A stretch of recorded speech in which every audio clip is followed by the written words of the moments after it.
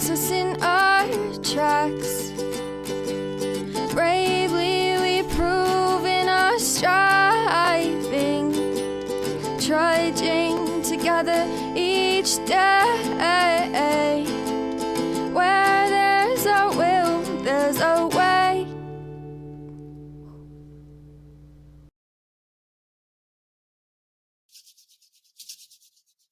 Good morning, everybody. I'm a little early today. Of course, that'll only matter to the people that watch it live. Yeah, gotta go see the cardiologist today. Been a minute since I've been to the cardiologist, and they get all pissy when you don't go see them and pay their money. So it's cardiology day. An appointment's at 11. So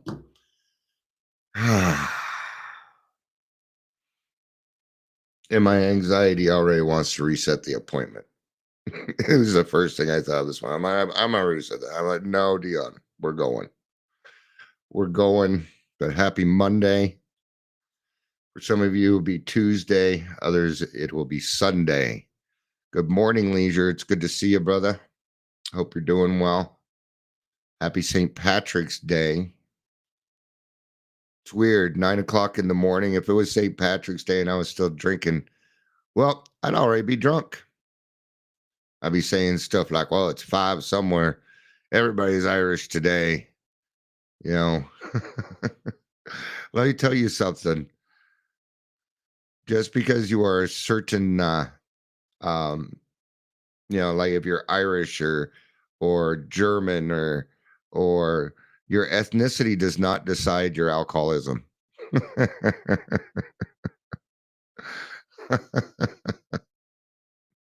And just because you're Irish doesn't mean you're an alcoholic. Right? No, it's just a great day for a good excuse. Good morning, Clara Joyce. Good to see you. All right. I don't know if you noticed, but the meetings were a little smaller this weekend, weren't they? We have a lot of newcomers tomorrow. Not necessarily newcomers, but people coming back saying I screwed up this weekend. It's what we would call a lurking notion. You can't have any lurking notions in sobriety. You can't, or you're going to go get drunk. What is a lurking notion? Well, I can drink on St. Patrick's Day. If my daughter gets married, I can have a glass of champagne. It's a requirement. A lot of times it's time. If I go 10 years without drinking, good luck on 10 years with a lurking notion. You're going to drink way before the lurking notion. Anyway, any who's it, such a white male thing to say, any who's it, or actually it'd just be an 80s guy. Wouldn't even yeah. Not said the magpie. Not I said the magpie. Woo! We're going to be in the 12 by 12 on page 105. Now, so let's kind of go ahead and get to it. Let's get down on it. I was just watching this video of Daryl Hall and Kenny Loggins and this band figuring out how they're going to play Footloose. And it was so fun to watch. All right, so we're going to be in 105. It is in step 11. I'm surprised they skipped a step 11 in the third month.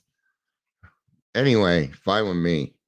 I can only talk about step 3 so many times in succession. So, but we're going to go ahead and get going here. And what we're talking about is, I'll kind of preface this with captions such as "Welcome to the Daily Trudge." Sorry, that was a horrible segue. Welcome to Daily Trudge. My name is Dion. If you're here, please say hello. But I'm going to preface this by saying that sometimes we go through hard things in life. Sometimes we go through hard things in life. And part of the reason that we're going through this is so that we can get through it and teach other people how to do it. Right? I had a meeting the other day, and this young lady, she's saying, it's like, I'm at 4 years, but I don't know what I'm doing. She just had a death. Somebody close to her died, and her car was wrecked. It was non-usable. Those are pretty two big things going on in somebody's life. And she didn't know any direction. And of course, people in Alcoholics Now, well, we're not lawyers, we're not doctors, we're not. No, but you have experience, for God's sakes. You have experience, right? So I used my experience, and my experience was therapy and a lawyer. So I gave her a place where she could go find some therapy. And I'm like, call Frank Azar, man. Just call his number. You'll get a lawyer, and that stuff will start to get worked out. And they ain't gonna charge you. They base it on contingency, right? And if you don't know who Frank Azar is, he's our lawyer here in Colorado that you see on TV all the time. You know, kind of we all know how those people are. Good old ambulance chasers, right? But anyway, but that'll get it done. That is experience. Why? Because I have been through those things. I've experienced both those things, right? So 105. Oh. We're going to start at the first full paragraph on page 104. That's where we're going to start. We also fall into another similar temptation. We form ideas as to what we think God's will is for other people. We say to ourselves, this one ought to be cured of his fatal malady, or that one ought to be relieved of his emotional pain. And we pray for these specific things. Yeah, ain't happen with me. Because I know better. I know better. I don't get to tell God what to do, but what I will do, I will certainly pray, you bet. I'm going to pray for the courage to help you get through whatever you're going through. Because you need to go through whatever it is that you're going through so that you may pass it on to somebody else. I can support you. I can listen. I can't take away the pain. And neither can God. Hi, Patricia. Good morning. Good afternoon to you, though. All right. I can't run around saying, oh, God, oh, please lift my, and it's usually probably with our children, when you will lift their affliction. Not without their help, says God. Not without their help. Such prayers, of course, are fundamentally good acts, which is what I think a lot of people are just trying to go after. Who do I think I am that I have a bigger connection to God than other people in the world? Sounds a lot like ego to me. They're fundamentally good acts, not really because you're being selfish. I call it out, right? But often they are based on supposition that we know God's will for the person for whom we pray. This means that side by side with an earnest prayer, we can be a certain amount of presumption and conceit in us. It is a experience that particularly in these cases, we ought to pray what God's will, whatever it is, be done for others as well as it is for ourselves. I ain't gonna be able to stop it. Maybe I can go even a little further. God, is there something that I can do to help with this? Are you willing to do some work, or prayers just good enough? I appreciate your prayers, but action's where it's at. No, it's the thought that counts. No, it's not. It is not the thought that counts. Several times people have said to me, I was in this meeting and I thought this would be a good fit. I was thinking of you. My reply to that usually is, why did you not bring up my name? Why did you not say anything? What stopped you from bringing up my name and saying anything then? There's no answer to that. The answer to that would be, oh shit, you're right. I'll do that next time.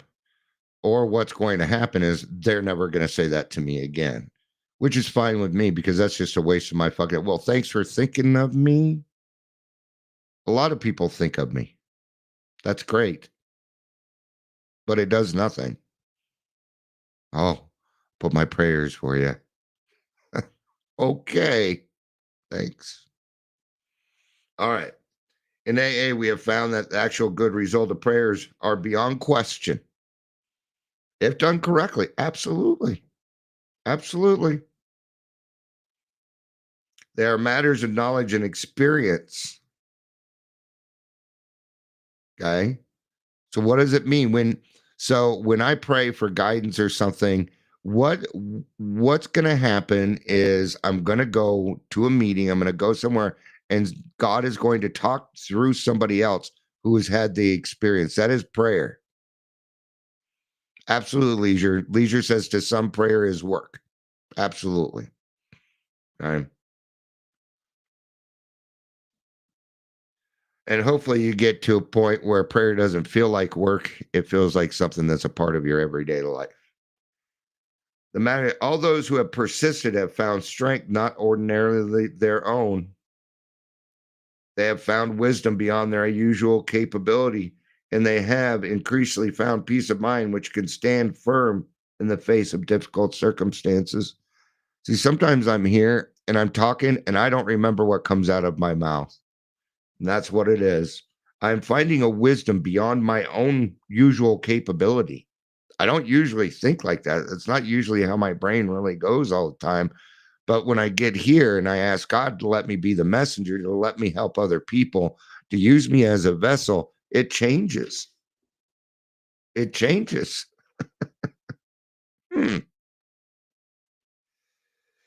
We discovered that we do receive guidance for our lives to just about the extent that we stop making demands upon God to give it to us on order and on our terms.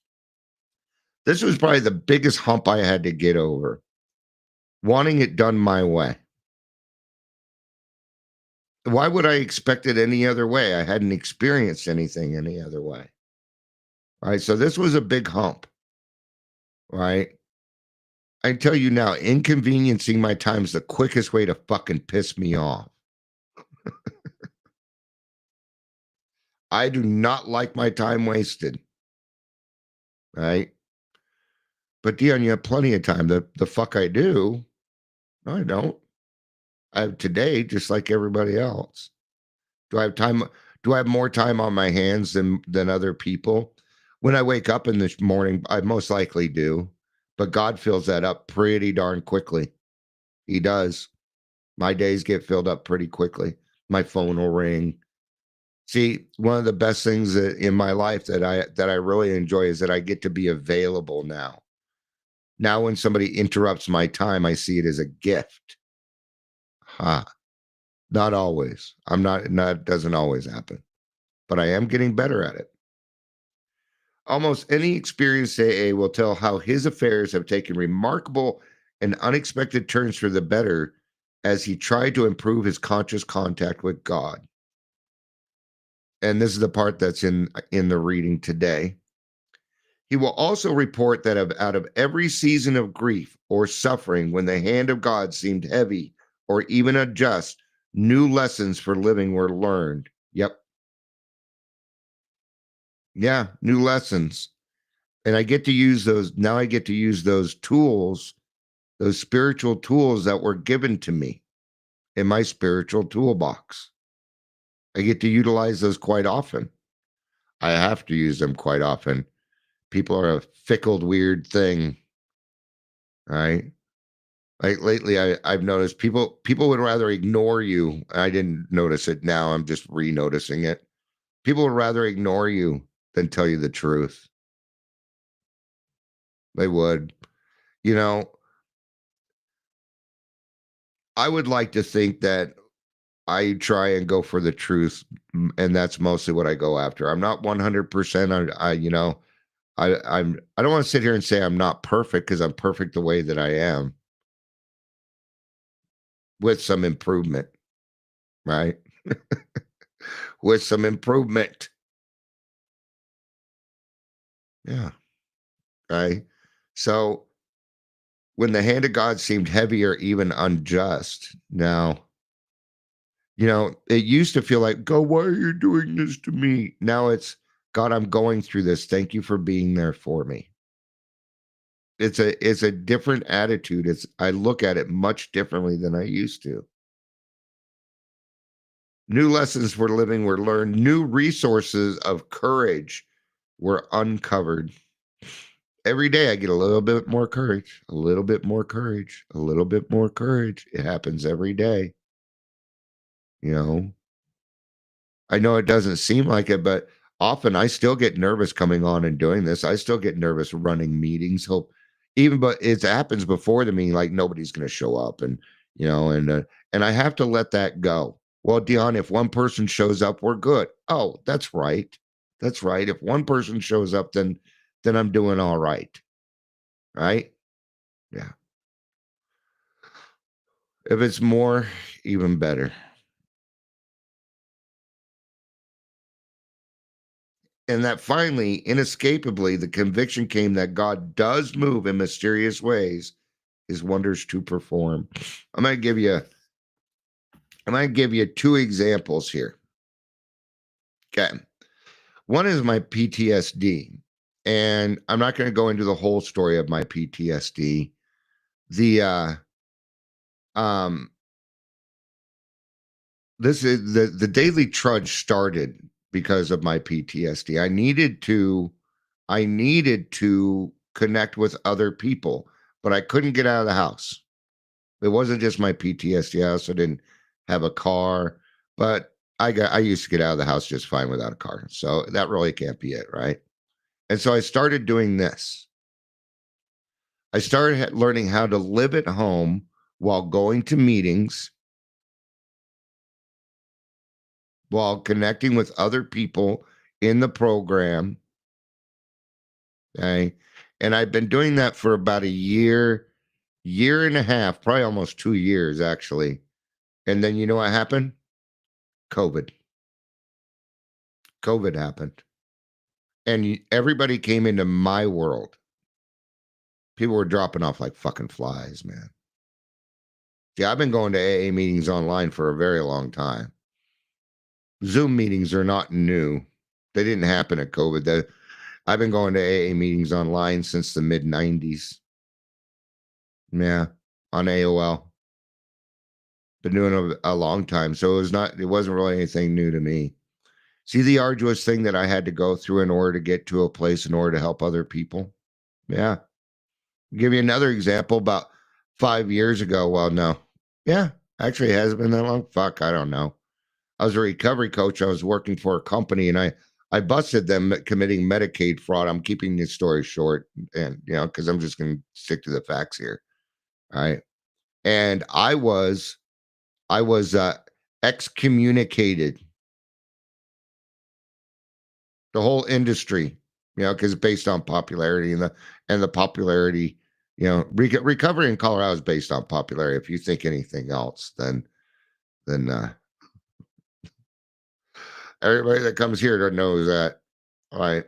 We're changing that. That's changing.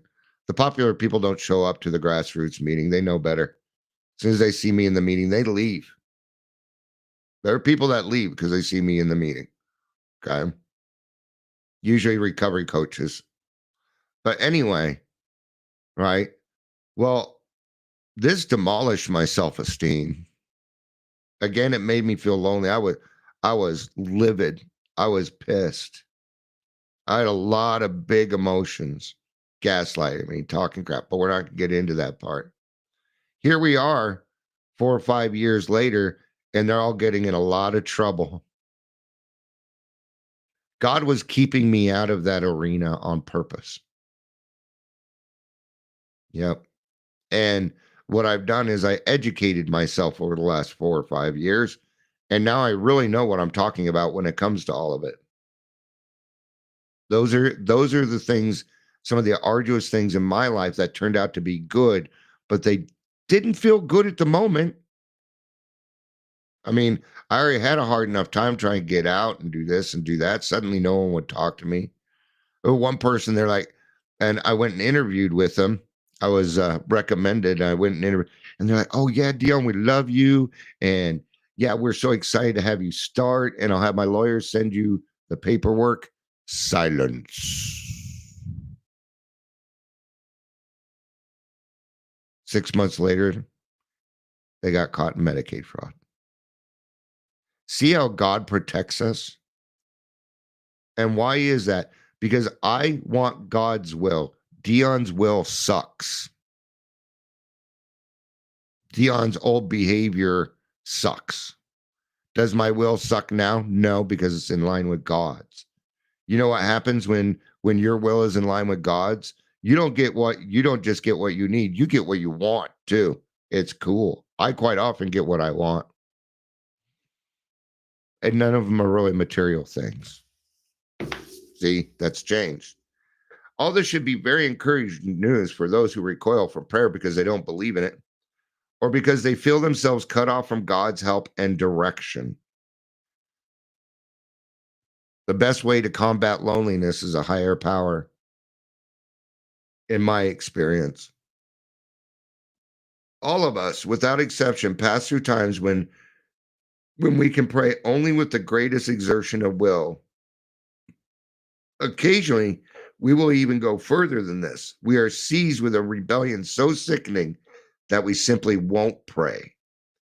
When these things happen, we should not think too ill of ourselves. We should simply resume prayer as soon as we can, doing what we know to be good for us. I went through this in the beginning of my sobriety. I'd get mad at God. It went back and forth. But see, God has a lot of patience. And you know, I just opened the door back up again. It's that door of willingness. I kept slamming it shut because PTSD will do that shit, man. Okay? It would slam it shut and I'd have to reopen it. Okay, I'm willing again, God. I'm willing again. It's been a long time since I have refused to pray. That's not something, I don't blame God for my woes anymore.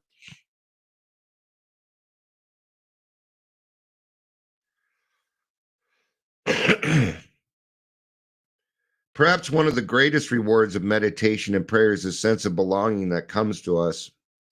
We no longer live in a completely hostile world. We are no longer lost and frightened and purposeless.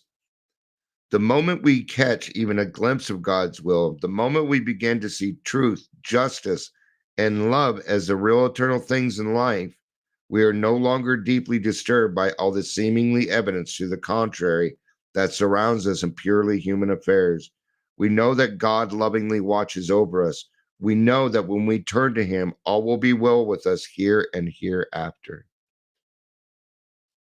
I go to God about almost everything. That's the end of step 11. I go to God about pretty much everything in my life. If something happens, I thank God. Green light, thank you, God. Red light, thank you, God. I hear like have you ever tried to get somewhere in a rush? You hit red light, red light, red light, red light. That's God trying to slow your ass down. Listen, not for me, not everything God tries to relay to me comes to a person. Sometimes it's something that just happens as situational. Quite often that is. I'll be in the right place at the right time. Well, what used to happen when I was drinking? Well, I was always in the wrong place at the right time. Now I'm in the right place at the right time. See, that's part of my intentions. When my intentions are good, then the world paves that way. When I create negative thoughts, my life will go exactly that way. You get exactly what you ask for. And if you wake up in the morning, you say, today is going to be a bad day because the first thing that you did was wake up and stub your toe. Oh, today's going to be a bad day. It's starting off this way. Guess what you're going to have? A really bad day. It's going to suck. Or you can be like, oh, I stubbed my toe. Well, if that's the worst of my problems today, then Heidi ho. If that's the worst of my problems, Cadillac problems, what we call them. All right, let's get to the reading here for the reflection, and then I need to wrap up so I can get ready to go to the doctor. After losing my career, family, and health, I remain unconvinced that my way of life needed a second look. My drinking and other drug use were killing me, but I had never met a recovering person or an AA member that I thought I was destined to. But I had never met a recovering person or an AA member. So what they're saying is, before they met an AA person, they were, or somebody in the program, even NA here, they thought they were doomed. They just thought that's how life was. That's alcoholic thinking for you, most definitely. We think our life is the only normal one. You're the ones that are all fucking weird. So I might be the only big book. That's why I've got to be a good example. I might be the first impression of a big book somebody else might see. And that's pretty important to me. We alcoholics are a people of example. We are. Yeah. Look at all the things that you did wrong. We teach those to other people so that they don't have to go through them, our kids, our grandkids, maybe new people in the program. The reason I do a lot of what I do is so that you don't have to go through those last 10, 15 years of literal hell, man. I want you to avoid that. It's not a requirement. You don't need it. You don't need it. So I can be the example of how that didn't work. I also get to be the example of how it does work. So I have to be a good example all the time. Even while I'm out and about and maybe somebody's rude to me. Oh no, somebody's rude. I don't know. They don't know. Give the grace. Give the grace. Yeah.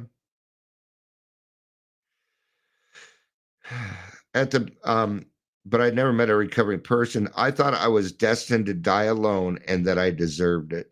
Oh, ouch. Gut punch. That's how I felt. At the peak of my despair, my infant son became critically ill with a rare disease. Doctors' efforts to help him proved useless. I redoubled my efforts to block my feelings, but now alcohol had stopped working. I was left staring into God's eyes, begging for help. My introduction to AA came within days. Woo-wee! That's a spiritual experience. Through an odd series of coincidences, and I have remained sober ever since. Odd series of coincidences. We know better than that, don't we? Those were not coincidences. I think they're trying to be facetious. My son lived and his disease is in remission. The entire episode convinced me of my powerlessness and unmanageability of my life. Today, my son and I thank God for his intervention. See? God moves in mysterious ways. In this case, somebody got sober because their son was sick. Perfectly legitimate reason for getting sober, isn't it? All right. That's going to be it for this one. It's always good to see y'all. Leisure Man, it was good to see you. Patricia, Claire Joyce. I appreciate everybody's consistency in showing up. So, and I appreciate you. I hope you have a great, happy, a very safe and sober St. Patrick's Day. I love you. You know I do. Peace out. And